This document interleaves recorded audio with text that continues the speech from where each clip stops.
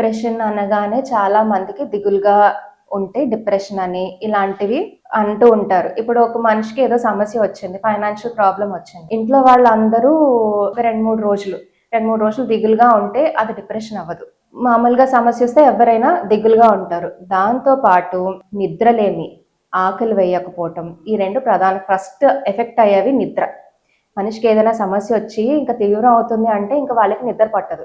తర్వాత కంగారు, దిగులే కాకుండా చిరాకు పడటం, ఎక్కువ చిరాకు పడిపోవటం, మనుషుల దగ్గరకు వస్తే చిరాకు పడిపోవటం. అందరూ అనుకుంటారు వాళ్ళు కోపంగా ఉందని, కానీ వాళ్ళకి యాక్చువల్గా ప్రాబ్లం ఏంటంటే వాళ్ళు డిప్రెషన్లో ఉన్నారని. ఇలాంటి లక్షణాలన్నీ ఒక 2 వారాలు చూస్తాం. 2 వారాల పాటు మనిషి ఇలాంటి లక్షణాలతో ఉండి వాళ్ళ పని చేసుకోలేకుండా, ఇప్పుడు సపోజ్ ఉద్యోగానికి వెళ్తే ఉద్యోగం మానేస్తారు. ఇలాంటి లక్షణాల తర్వాత చదువుకునే పిల్లలు అయితే కాలేజ్కి వెళ్ళలేరు, స్కూల్కి వెళ్ళే పిల్లలు స్కూల్కి వెళ్ళలేరు డిప్రెషన్లో ఉన్నప్పుడు. ఇది డిప్రెషన్ అనేది చిన్నపిల్లల్లో కూడా చూసాం. ఏంటంటే చైల్డ్హుడ్ డిప్రెషన్ అంటాం. సో చిన్నపిల్లల్లో కూడా డిప్రెషన్ అనేది ఉంటుంది. వాళ్ళు స్కూల్కి వెళ్ళకపోవడం, మాటికి ఏడవటం, ఎందుకు ఏడుస్తున్నారో కారణం తెలియకపోవడం, ఇలాంటివన్నీ. పెద్దవాళ్ళలో కూడా మాటికి ఏడుపు వచ్చినట్టు ఉండటము, తర్వాత ఫ్యూచర్ గురించి ఎక్కువ ఆలోచించడం, ఫ్యూచర్లో ఏమైపోతుంది అనే ఆలోచనలు, నాకు చనిపోవాలని ఉంది అని చెప్తారు. కొంతమంది చెప్తారు, కొంతమంది అయితే లోపల ఉంచేసుకుంటారు.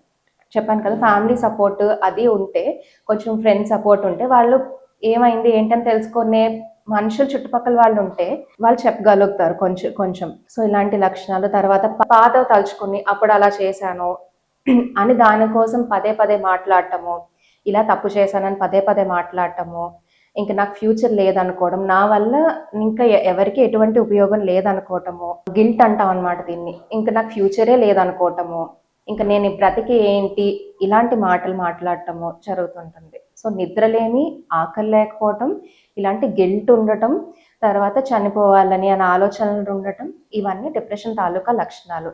ఇవన్నీ 2 వారాలు మించి ఉంటే దాని డిప్రెషన్ అని నిర్ధారణిస్తాం అనమాట. మెంటల్ టెన్షన్, మెంటల్ స్ట్రెస్ లేకుండా నిజంగా రోజు జీవితంలో అది జరగట్లేదు. సో ప్రతి ఒక్కళ్ళు కూడా, ఇంట్లో ఉండే వాళ్ళకి కూడా, హౌస్ వైఫే కదా, వాళ్ళకి ఏం టెన్షన్ ఉంటుంది, అలా ఏం లేదండి. ప్రతి ఒక్కళ్ళు ప్రతిరోజు టెన్షన్ పడుతూనే ఇదవుతున్నారు అనమాట. అది చెప్తున్నాను. వాళ్ళ కోపింగ్ స్కిల్స్, స్ట్రాటజీస్ బట్టి వాళ్ళు రోజు దాన్ని, ఆ స్ట్రెస్ని అధిగమించే బట్టి వాళ్ళకి డిప్రెషన్లోకి వెళ్లకుండా ఉంటున్నారు అంతే.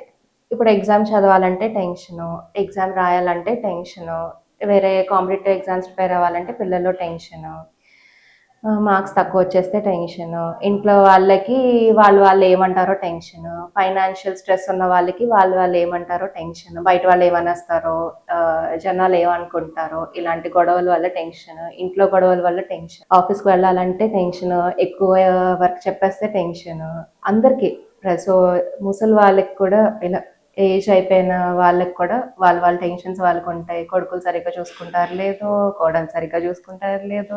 సో స్ట్రెస్ లేకుండా ఉండటం ఇంత బిజీ లైఫ్లో చాలా కష్టమే. సో ప్రతి ఒక్కళ్ళు ఎవరి స్ట్రెస్ వాళ్ళకి ఉన్నదండి. సో ఇది mental stress, tension. So daily లైఫ్లో ఇంకా రొటీన్ అయిపోయింది. మన పనులు ఎలా ఉన్నాయి, ఇంకా స్ట్రెస్ కూడా ఇంకా నార్మల్ స్టేజ్కి అనేది వచ్చింది ఈ కాలంలో.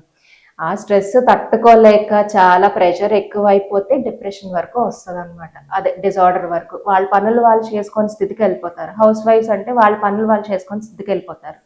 ఇంకా పడుకునే ఉండడము, దిగులుగా ఉండటము, ఎవరితోని మాట్లాడకపోవటము, ఇలా ఇంకా నిద్ర లేకపోవటము, ఆకలి లేకపోవటము, వర్క్ వెళ్ళే వాళ్ళు కూడా వర్క్ ఆపేసుకోవటము, అలా వెళ్ళిపోవటము. సో మెంటల్ టెన్షన్, డిప్రెషను, బాగా టెన్షన్ ఎక్కువైపోయి డిప్రెషన్లోకి వెళ్ళిపోతే అప్పుడు డిజార్డర్ లెవెల్లోకి వెళ్ళిపోతారు.